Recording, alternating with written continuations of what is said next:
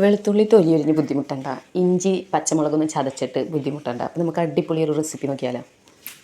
വളരെ ഈസിയാണ് കേട്ടോ, അധികം ഇൻഗ്രീഡിയൻസിൻ്റെ ആവശ്യമൊന്നുമില്ല, പെട്ടെന്ന് തയ്യാറാക്കാൻ പറ്റിയൊരു വിഭവമാണ്. ഞാനാണെങ്കിൽ ഇങ്ങനെ വേഗത്തിൽ പെട്ടെന്ന് അധികം പണിയില്ലാതെ ഉണ്ടാക്കാൻ പറ്റിയ ഫുഡുകൾ ഏതൊക്കെയാണെന്നൊക്കെ നന്നായിട്ട് സെർച്ച് ചെയ്തിട്ട് കണ്ടുപിടിച്ചിട്ട് ഉണ്ടാക്കാൻ നോക്കുന്ന ഒരു വ്യക്തിയാണ്. അപ്പോൾ ഞാൻ വിചാരിച്ചത് നിങ്ങളിലേക്ക് ഷെയർ ചെയ്യാമെന്ന്. അങ്ങനെ എന്നെപ്പോലെ മടി പിടിച്ചിരിക്കുന്നവർക്ക് ഞാൻ ഈ റെസിപ്പി ഷെയർ ചെയ്യുന്നു.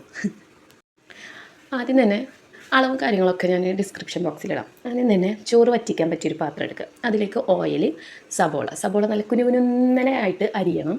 എന്നിട്ട് അതിനെ നമ്മൾ ഈ പാത്രത്തിലേക്ക് ഇട്ടിട്ട് നന്നായിട്ട് ഇളക്കി നല്ല ചോക്ലേറ്റ് ബ്രൗൺ കളർ ആകുന്നത് വരെ നമ്മൾ ഇളക്കി സെറ്റാക്കി എടുക്കണം. കാരണം ഇവിടെ ഈ റെസിപ്പിയുടെ ഒരു പ്രത്യേകത അതാണ്.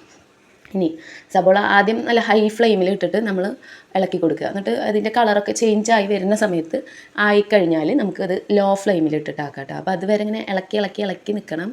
അപ്പോഴാണ് എനിക്കൊരു കാര്യം മനസ്സിലായത്, അത്ര എളുപ്പമുള്ളതല്ല, കുറച്ച് പണിയുണ്ട് ഇവിടെ. കുറച്ച് പണിയല്ല, കുറച്ച് ടൈം എടുക്കുന്നുണ്ട് ഇത്. പക്ഷെ സംഭവം എളുപ്പമാണ് കേട്ടോ. അങ്ങനെ നമ്മൾ ഈ ഒരു ബ്രൗൺ കളറിലേക്ക് എത്തിക്കഴിഞ്ഞ് ഒരു ചിക്കനെ 2 പീസാക്കിയാൽ മതി. പക്ഷേ എൻ്റെ കുട്ടികളുമായി ഞാൻ ചിലപ്പോൾ ഒരു യുദ്ധം നടത്തേണ്ടി വരും. അപ്പോൾ അടുത്ത ഇറാൻ അമേരിക്ക യുദ്ധമൊക്കെ ഞാനിവിടെ നടത്തേണ്ടതായിട്ട് വരുന്ന കാരണം ഞാൻ കുറച്ചധികം പീസുകളാക്കിയിട്ടുണ്ടായിരുന്നു. എന്നിട്ട് അതിനെ നമ്മൾ ഈ സബോളയിലേക്ക് വെച്ച് കൊടുക്കുക. അതായത് ഈ കളർ ചേഞ്ചായ ആ ഒരു സെറ്റിലേക്ക് വെച്ച് കൊടുത്തിട്ട് നമ്മൾ ഇടയ്ക്കൊക്കെ അതിനെ അങ്ങോട്ടും ഇങ്ങോട്ടൊക്കെ തിരിച്ചിട്ട് കൊടുത്തിട്ട് അതിനെ ചെറുതായിട്ടൊന്ന് വേവിച്ചെടുക്കുക എന്ന് വെച്ചാൽ അതിൻ്റെ ഒരു കളർ ചേഞ്ച് ആവണം വരെ. അതായത് ചിക്കനും ഒരു കളർ ചേഞ്ച് വരുമല്ലോ. ചിക്കനൊരു ബ്രൗൺ ഷെയ്ഡ് വരുന്നത് വരെ നമുക്ക് അങ്ങോട്ടും ഇങ്ങോട്ടും തിരിച്ചിട്ട് വേവിക്കാം. പിന്നെ ഏത് അറബിക് ഫുഡിനെയും ഞാനൊന്ന് കേരളീയവൽക്കരിക്കാറുണ്ട്, നമ്മൾ മലയാളികളല്ലേ. പിന്നെ ഇതിലേക്ക് വേണ്ട മസാലപ്പൊടികൾ ഒരിക്കലും മറന്നു പോകരുത്. ജീരകത്തിൻ്റെ പൊടി വേണം, പിന്നെ കാപ്രിക്ക പൗഡറാണ്. അതില്ലെങ്കിൽ നമുക്ക് മുളക് പൊടി യൂസ് ചെയ്യാം. ഞാൻ ഇവിടെ മുളക് പൊടിയാണ് യൂസ് ചെയ്തിട്ടുള്ളത്. പിന്നെ കുരുമുളക് പൊടി, പിന്നെ അറബിക് മസാല എന്തായാലും വേണം കേട്ടോ, പിന്നെ മഞ്ഞൾപ്പൊടി. ഇനി ഈ മസാലപ്പൊടികളെല്ലാം നമ്മൾ ചിക്കനിലേക്ക് ചേർത്തിട്ട് നന്നായിട്ട് ഇളക്കി കൊടുക്കാം.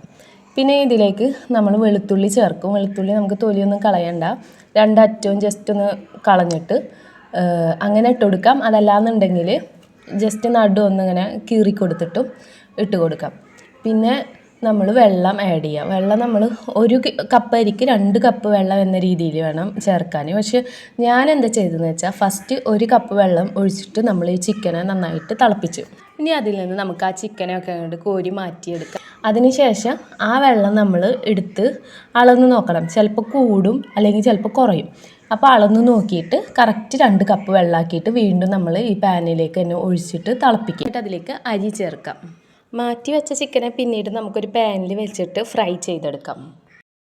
ഇനി ഇതിലേക്ക് ഗ്രാമ്പു, പട്ട, ഏലക്ക, ജീരകം അങ്ങനത്തെ എല്ലാ ഐറ്റംസും, അതായത് മസാല, ഗരം മസാല ചേർക്കുക. പിന്നെ ഉണങ്ങിയ നാരങ്ങയില്ലേ, അതും ചേർക്കണം കേട്ടോ. എൻ്റെ കയ്യിലുണ്ടായിരുന്നു, പക്ഷെ കാണാമല്ലോ. അപ്പോൾ ഞാൻ എന്ത് ചെയ്തു എന്നറിയും, ഫ്രിഡ്ജിലുണ്ടായിരുന്നു ഒരു നാരങ്ങ, ജസ്റ്റ് ചെറുതായിട്ടൊന്ന് ഉണങ്ങിയിട്ട് പോലെ ഉണ്ട്.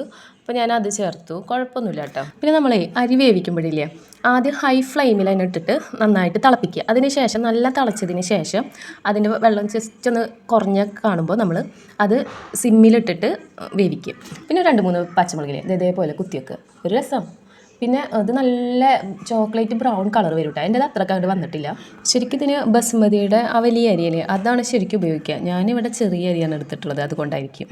ഇനി ആ വെളുത്തുള്ളി ഇങ്ങനെ ഞരട്ടിയെടുത്ത ചോറിൽ ഇങ്ങനെ കുഴച്ചൊരു പിടിച്ചാലുണ്ടല്ലോ എൻ്റെ സാറേ, പിന്നെ ചുറ്റുള്ളതൊന്നും കാണാൻ പറ്റില്ല എന്ന് പറയാൻ മാത്രമില്ലെങ്കിലും സംഭവം കിട്ടും കേട്ടോ. പിന്നെ ഇതിൻ്റെ പേരെന്താണെന്ന് പറഞ്ഞില്ലല്ലോ, ഇതിൻ്റെ പേരാണ് മെഹ്മൂദ് ഖുദൈഫി. എല്ലാവരും ഉണ്ടാക്കി നോക്കിയിട്ട് അഭിപ്രായം പറയണേ. സബ്സ്ക്രൈബും ചെയ്യട്ടോ.